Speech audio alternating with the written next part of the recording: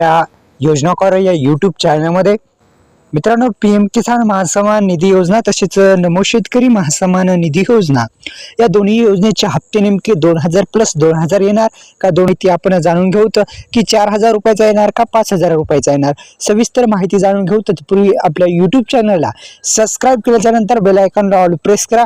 All press केल्याच्या नंतर bell आयकॉनला ऑल प्रेस केल्याच्या नंतर डिस्क्रिप्शन बॉक्समध्ये दिलेल्या लिंकला नक्की व्हिजिट करा.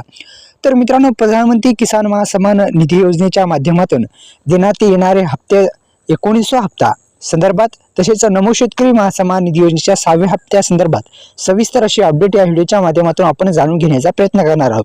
मित्रांनो, 19व्या हप्त्या संदर्भात बोलायचं झाल्यास आतापर्यंत पीएम किसान योजनेचे 18 हप्ते शेतकऱ्यांच्या खात्यामध्ये योग्यरित्या टाकण्यात आले, पण नमो शेतकरी महासन्मान निधी योजनेचे हप्ते अनेक शेतकरी बांधवांना अडचणीत पडले, कारण की कोणाचे हप्ते आले तर कोणाचे नाही.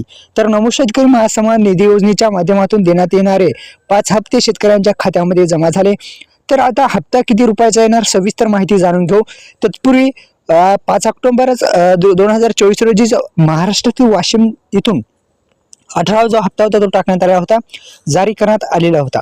18 हप्त्याअंतर्गत 9.6 कोटीहून अधिक शेतकऱ्यांच्या खात्यामध्ये 20,000 कोटी रुपयांहून अधिक रक्कम जी हस्तांतरित करण्यात आली होती. आणि आता या शेतकऱ्यांना 19व्या हप्त्याची प्रतीक्षा लागली आहे. केंद्र सरकारच्या आतापर्यंत पॅटर्ननुसार पीएम किसान महासन्मान निधी योजनेचा 19वा हप्ता नवीन बजेटसह म्हणजेच फेब्रुवारी महिन्यात वितरित केला जाऊ शकतो.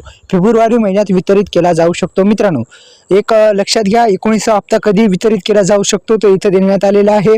तो हप्ता जो आहे तो 19वा हप्ता फेब्रुवारीमध्ये वितरित केला जाऊ शकतो. एकंदरीत शेतकऱ्यांना आनंदाची बातमी आहे. फेब्रुवारीमध्ये सर्व स्पष्ट होईल असं सुद्धा इथे देण्यात आलेलं आहे. आणि नक्कीच हप्त्यामध्ये वाढ करण्यात आली तर 2500 रुपयाचा हप्ता शेतकऱ्यांच्या खात्यामध्ये जमा होईल. एक आनंदाची बातमी शेतकरी बांधवांसाठी राहील. तर मित्रांनो, यूट्यूब चॅनलला सबस्क्राईब केल्याच्या नंतर बेल आयकॉनला ऑल प्रेस करा.